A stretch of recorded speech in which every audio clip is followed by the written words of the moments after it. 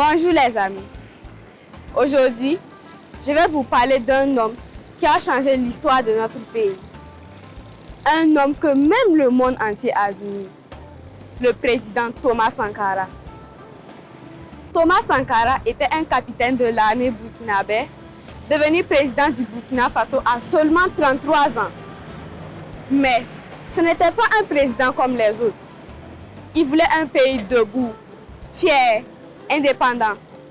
Un pays qui n'imitait pas les autres, mais qui comptait sur lui-même. Il disait souvent, un peuple qui mange ce qu'il ne produit pas est un peuple qui n'est pas libre. Alors, Thomas Sankara a encouragé les Burkinabés à produire leur propre nourriture, à construire leurs maisons avec les produits locaux, à porter leurs propres habits traditionnels et même à soigner les malades avec les plantes de chez nous. Il a aussi dit que la révolution ne pouvait se faire sans les femmes. Il a donné aux femmes les mêmes droits que les hommes. Il a interdit les mariages forcés, encouragé l'éducation des filles et confié des postes importants aux femmes dans son gouvernement.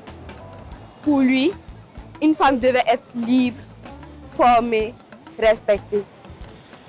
Et surtout, Thomas Sankara voulait éveiller nos consciences.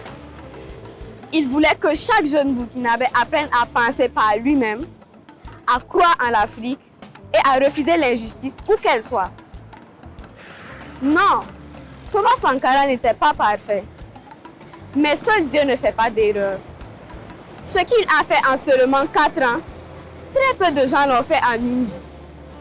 Et ces acquis méritent d'être racontés encore et encore. Aujourd'hui, ses restes reposent enfin dignement juste derrière moi, dans un mausolée érigé à sa mémoire, aux côtés de ses 12 compagnons, à l'endroit même où cruellement leur vie a été arrachée, mais pas leur idéal. Nous, les enfants d'aujourd'hui, nous ne l'avons pas connu. Mais beaucoup de gens disent que le capitaine Ibrahim Traoré est son digne héritier, celui qui a repris le flambeau là où Sankara l'avait laissé. Monsieur le Président, nous espérons que vous ferez mieux encore que votre père spirituel. Nous, les enfants du Burkina Faso, nous prions pour vous. Souvenez-vous toujours que chez nous, en Afrique, on dit « Malheur à celui qui ne fera pas mieux que son père ». Lire, c'est aussi se souvenir et préparer un avenir meilleur. C'était Iman pour Laisse ton écran et lis un livre. À très bientôt pour une nouvelle aventure à travers nos esprits. Africaine et fière, n'oubliez pas, on peut tuer un homme, mais pas ses idées. La patrie ou la mort, nous vaincrons. C'est l'occasion pour moi de vous inviter au mémorial Thomas Sankara. C'est ouvert à tous. Aujourd'hui encore, j'ai été merveilleusement habillée par TS Kids. Merci encore à Tata Donna.